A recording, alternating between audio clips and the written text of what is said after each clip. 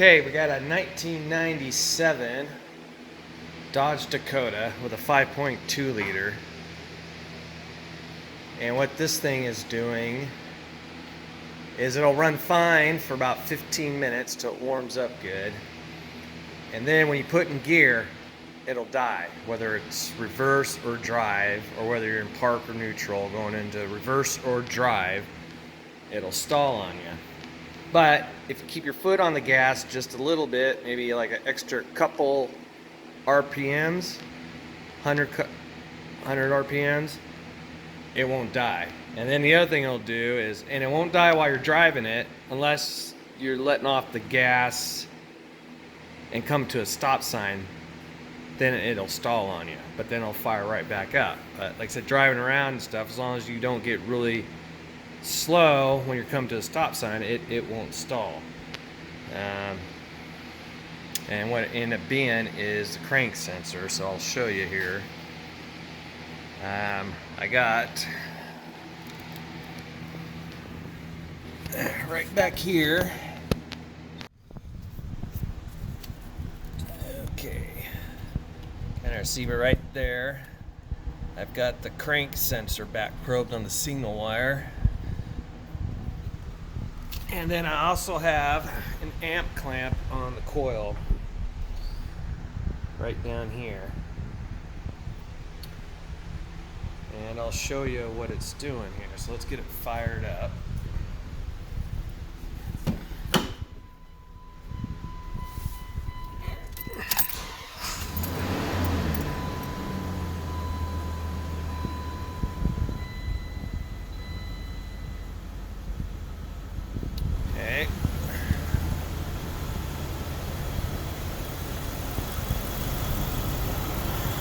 Okay, the yellow trace is the crank sensor, and the green trace is the amp ramp for the coil.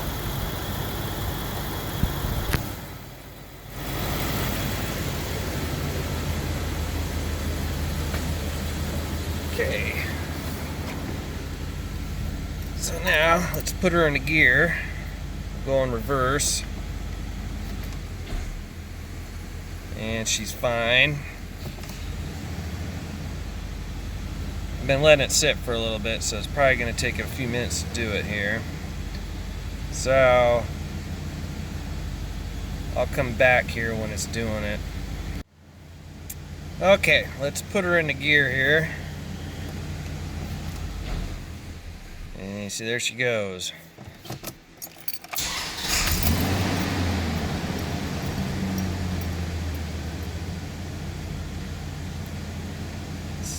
Do it again,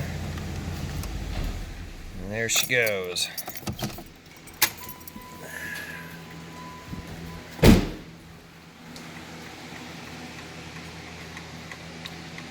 Okay, let's back this up a bit.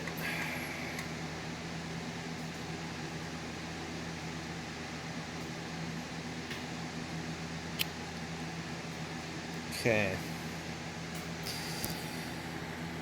So,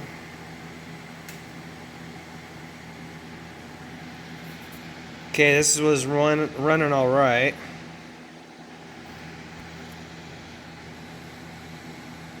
And then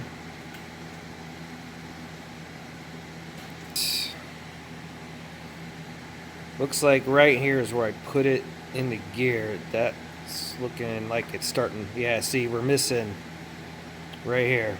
I'm missing one of the crank signals.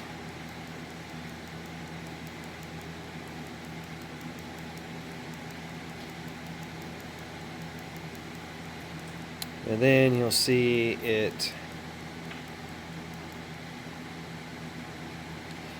starting to get out of whack. Now see, its crank signal's way past where the top of the amp ramp is.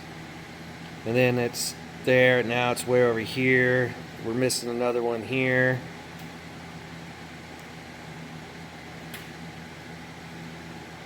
Yeah.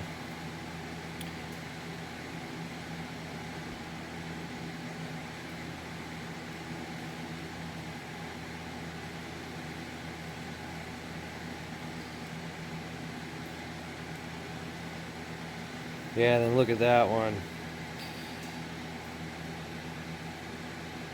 Yeah. I'll show you one other way to check it, which is how I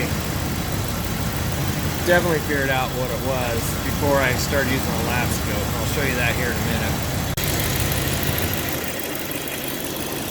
Okay, so what I did is back here where I got that back probe where the connector is right there. And I was doing the wiggle test, wasn't doing anything. What you gotta do is you gotta really tug on that harness to get it to act up. So I'll reach down in here, and when I start tugging on it, it's gonna die. See? Give it a tug.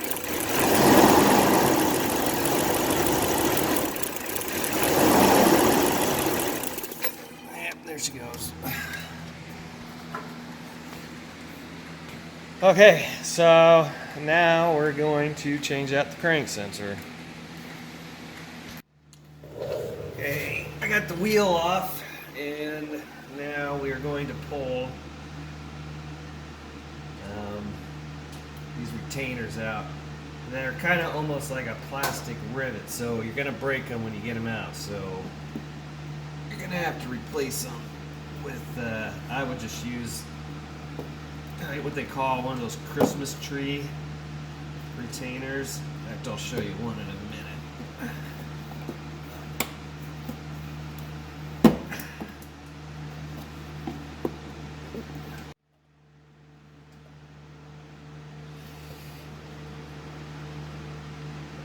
Here's like what I was kind of talking about, called a Christmas tree retainer. I got a different type here. It doesn't matter which one you use, I mean, as long as it holds it in there, but I can just use it there and push it in.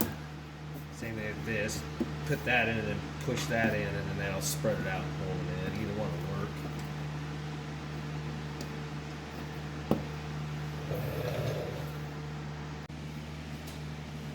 Okay, I got that inner liner pulled back, and let's see. So right here, there's one bolt there, and then one right there. That's the crank sensor. And you take that bolt and that bolt out, and then it should just lift up. And you can see there's the wiring harness pigtail coming up. And we will do that next. Okay, I got them loose. The bottom one I used a ratchet, and then in that head of the bolt, it's got a Allen hex insert in it, so I used a 1/4 inch Allen head to loosen it up. But if you want to use a socket, it is a 1/2 inch. The top one, the way that bolt head sits next to the block, you can't get really a socket around it, so I end up using a wrench. Now there's like a rubber grommet seal right here, so that it makes that crank sensor kind of tight to get out. So I just use this crowbar here and pull it out. There we go. There she's out. Okay, now before I disconnect the connector up there at the harness, I'm going to take this piece of wire and I'm going to go up in the engine compartment, and I'm going to tape this wire to that connector, so when I pull this crank sensor out in the pigtail, I'll pull this wire down with it, so then I put the new one in, I can tape the new pigtail to it and then pull the wire back up. So I think that'll make it a lot easier to get that wire back up to where I need to, instead of trying to get my hand and whatnot down in there. Yeah, I got that out. Just noticed that there's like a metal shaving on there. I wonder if that was messing with the signal.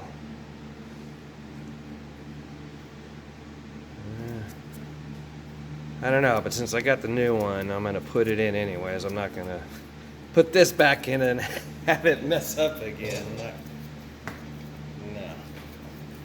Okay, I'll get the new one. Okay, I got the new one in here. Basically, I got the sensor up in here.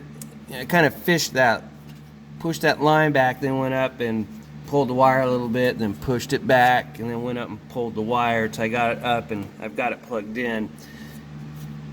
And then the one other little problem is this grommet that it came in, that makes it kind of hard and tight to get in. So what I did is I just took a little bit of grease. I didn't glob it in there. I just took a little bit and wiped it around the inside of that grommet there, just a light coat, and then I was able just to slide it right in. It went in pretty easy after I did that. So at this point, just gotta get the bolts back in and then put this inner liner back up, and that should do it. Okay, got the liner back in. Like I said, just use those Christmas trees. Yeah, there's some of that rivet thing still in there. When you pop the head off, you just take a punch or a screwdriver or something and a hammer, just knock it all the way through. And then, like I said, just use one of those Christmas tree retainers and you just push it through the hole. And you just gotta make sure you get the right size, and all your automotive stores will carry them, and a lot of hardware stores will actually have them too. They're easy to find. That's it. Just gotta get the wheel on and she's done. Thanks for watching.